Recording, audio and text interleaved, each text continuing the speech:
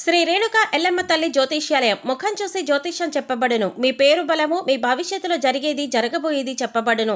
మీ కుటుంబ సమస్యలు, చదువు, ఉద్యోగం, మనశ్శాంతి, ఆరోగ్యం మరియు సకల సమస్యలకు పరిష్కారం చూపబడును. భయము, అనారోగ్య సమస్యలు, అనుమానం, చెడు పూజలకి కూడా పరిష్కారం చూపబడును. ఎటువంటి వ్యాధులకైనా మూలికా వైద్యం చేయబడును. గురూజీ లక్ష్మణ్ రాజ్. Cell number 8639883141.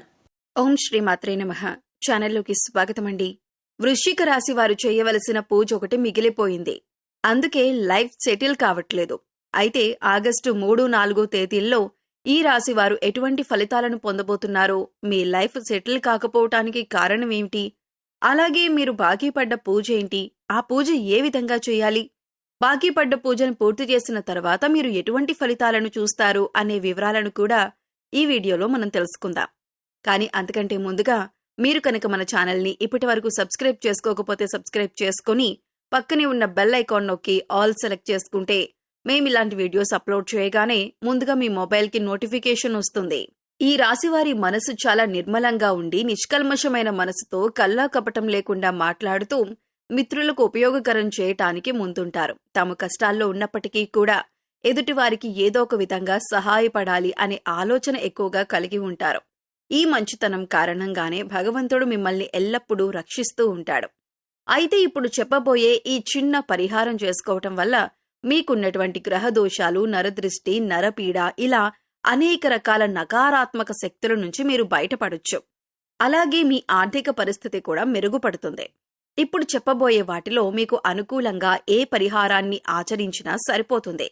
మీరు ఆచరించవలసిన పరిహారాలు చూసుకున్నట్లయితే గృహమునందు ఔషధాలు పెంచాలి, రైతులకు మేలురకం విత్తనాలను దానం చేయాలి, ఔషధ తత్వం ఫలాలను మరియు పుష్పాలను బ్రాహ్మణుడికి దానం చేయాలి, పేదలకు ఆయుర్వేద వైద్యాన్ని ఉచితంగా అందించటానికి గాను ఆయుర్వేద వైద్యానికి మరియు వైద్యశాలలకు చేయూతనందించాలి, కుమారి లేదా కలబంద మొక్కను ఇంటి పైభాగంలో పెంచాలి. మంగళవారాలు శ్రీ సుబ్రహ్మణ్య స్వామికి ఔషధ మొక్కల ఆకులను, మూలికలను, ఔషధ తత్వం గల పుష్పాలను జలంలో వేసి అట్టి జలంతో స్వామివారిని అభిషేకించాలి. ప్రతి నెల మీ జన్మ నక్షత్రం రోజున మీకు తోచిన ఆహార పదార్థాలు కొని మీ చేతితోనే బీదవారికివ్వండి. దీంతో మీ సంపద వృద్ధవుతుంది. ఆహార పదార్థాలు కొనివ్వటం వీలు కాకపోతే కనీసం 1/2 డజన్ నాణ్యమైన అరటిపళ్లైనా కొని ఒక నిరుపేదకివ్వండి. మీ దోషాలు తొలగి మీ సంపదలు వృద్ధవటానికి ఇది అత్యంత సమర్థవంతంగా పనిచేసే జ్యోతిష్య పరిహారం కాబట్టి తప్పనిసరిగా ప్రతీ నెల ఈ పరిహారం ఆచరించటానికి ప్రయత్నించండి. కేతువు అనుగ్రహం కొరకు కేతువు యొక్క బీజ మంత్రాన్ని ప్రతిరోజు లేదా తప్పకుండా ప్రతి మంగళవారం, ప్రత్యేకించి కేతుకాలం యమగండ కాలంలో అంటే ఉదయం 9 గంటల నుంచి 10:30 మధ్య 19 సార్లు పఠించండి. కేతువు యొక్క అనుగ్రహం కొరకు మంగళవారాల్లో కేతుకాలం యమగండ కాలంలో వినాయకుని ఆలయాలను, పుణ్యక్షేత్రాలను దర్శించాలి. ఆలయంలో కొబ్బరికాయ, అరటిపళ్ళు, పూలు, అగరబత్తి, కర్పూరం వంటివి సమర్పించి కేతువు యొక్క అనుగ్రహం మరియు అనుకూలత కొరకు ప్రార్థించాలి. కానుకలు సమర్పించాలి. మంగళవారాల్లో మరియు ప్రతి నెల ఆర్ధ నక్షత్రం ఉన్న రోజుల్లో ఓం రుద్రాయ నమః అనే మంత్రాన్ని 108 సార్లు పఠించాలి. ప్రత్యేకించి మంగళవారాల్లో, కేతుకాలం యమగండ కాలంలో మరియు ప్రతి నెల ఆర్ద్ర నక్షత్రం ఉన్న రోజుల్లో శివాలయాలకు వెళ్లి శివుని ముందు ఈ మంత్రాన్ని పఠించటం మరింత శుభప్రదం. శివాలయంలో కొబ్బరికాయ, అరటిపళ్ళు, పూలు, అగరబత్తి, కర్పూరం వంటివి సమర్పించి కేతువు యొక్క అనుగ్రహం మరియు అనుకూలత కొరకు ప్రార్థించాలి. కేతుగ్రహం యొక్క అనుగ్రహం కొరకు చేసే ఈ పరిహారం కొంతవరకు కుజగ్రహ దోషాలను కూడా తొలగిస్తుంది. వీధి కుక్కలకు ఆహారం అందివ్వాలి. కొడుకు వరసయ్యే వారిని ప్రేమగా చూసుకోవాలి. నలుపు, తెలుపు రంగులో ఉన్న కొమ్మలని దానం చేయాలి.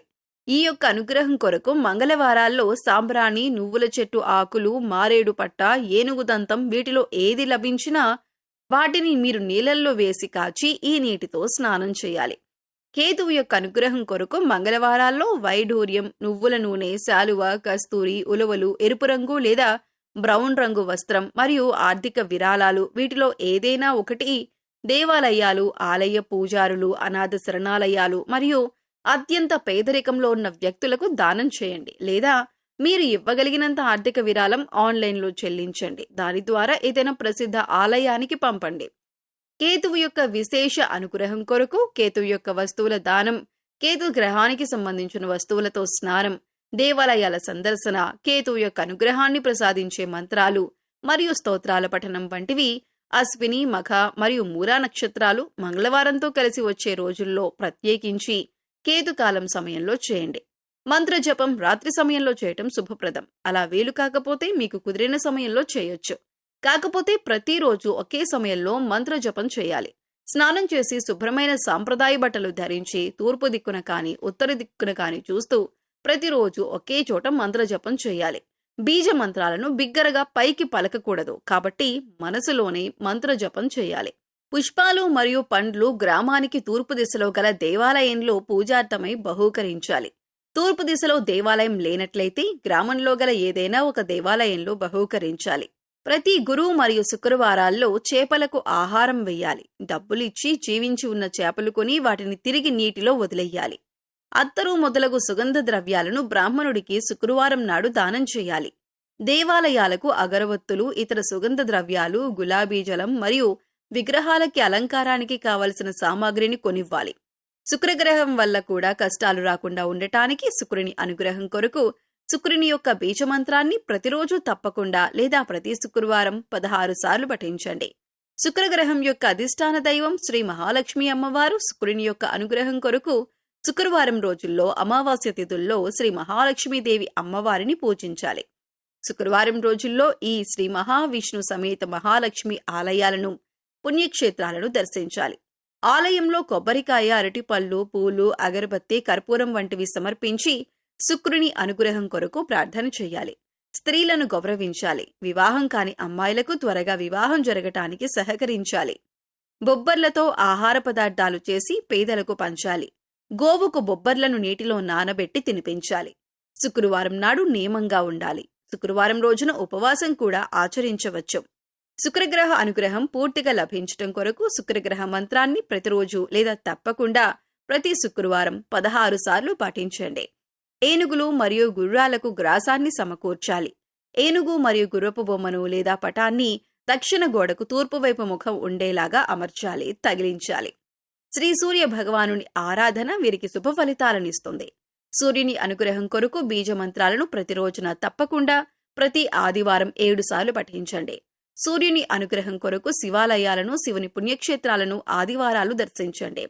కొబ్బరికాయలు, అరటిపళ్ళు, పూలు, అగరబత్తులు, కర్పూరం మొదలైనవి దేవాలయంలో సమర్పించి సూర్యగ్రహ అనుగ్రహం కోసం ప్రార్థించండి.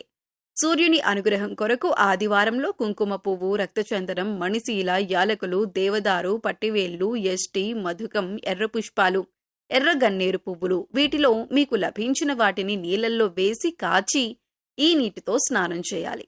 ఆదివారాల్లో ఎరుపు మరియు కాషాయం రంగు దుస్తులు ధరించాలి.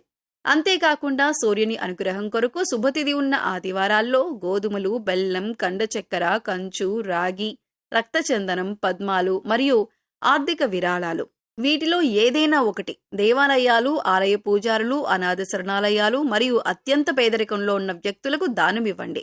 లేదా మీరు ఇవ్వగలిగినంత ఆర్థిక విరాళం ఆన్లైన్లో చెల్లింపు ద్వారా ఏదైనా ప్రసిద్ధ ఆలయానికి పంపండి. పశుపక్షాదులకు, మూగజీవాలకు తాగటానికి నీరు, తినటానికి ఆహారాన్ని ఏర్పాటు చేసినట్లయితే మీరు గత జన్మలో తెలిసి తెలియక చేసిన పాపకర్మల యొక్క దుష్ఫలితాలు తొలగిపోయి అనుకూలమైన ఫలితాలు ఏర్పడటానికి అవకాశం ఉంటుంది. సో చూశారు కదండి, ఈ రాశివారు వారి కెరీర్లో అంతేకాకుండా అభివృద్ధి పొందటానికి, అలాగే మీరు తలపెట్టిన ప్రతి పని పూర్తవటానికి, ప్రతి విషయంలో ముందుండటానికి ఈ రాశివారు ఏ పూజ చేసుకోవాలి, ఈ రాశివారికి బాకీ పడ్డ పూజ ఏంటి, ఆ పూజ ఎలా చేసుకోవాలి అనే అంశాలను ఈ వీడియోలో మనం వివరంగా తెలుసుకున్నాం కదా. ఈ వీడియో మీకు నచ్చినట్లయితే లైక్ చేయండి. మీ ఫ్రెండ్స్ అండ్ ఫ్యామిలీ మెంబర్స్లో వృశ్చిక రాశి వారు ఉంటే వారితో ఈ వీడియోని షేర్ చేసుకోండి. అలాగే ఇప్పటి వరకు మన ఛానల్ని ఇంకా సబ్స్క్రైబ్ చేసుకోకపోతే వెంటనే సబ్స్క్రైబ్ చేసుకోండి. అంతేకాకుండా పక్కనే ఉన్న బెల్ ఐకాన్ని క్లిక్ చేసి అందులో ఉన్న ఆల్ అప్డేట్ని సెలెక్ట్ చేయండి. ఇలా ఛానల్ని సబ్స్క్రైబ్ చేసుకొని పక్కనే ఉన్న బెల్ ఐకాన్ క్లిక్ చేసి అందులో ఆల్ సెలెక్ట్ చేసుకుంటే మేము ఇలాంటి వీడియోస్ అప్లోడ్ చేయగానే ముందుగా మీకు నోటిఫికేషన్ వస్తుంది. మరో చక్కటి వీడియోతో మళ్ళీ కలుద్దామండి. ఓం శ్రీమాత్రే నమః.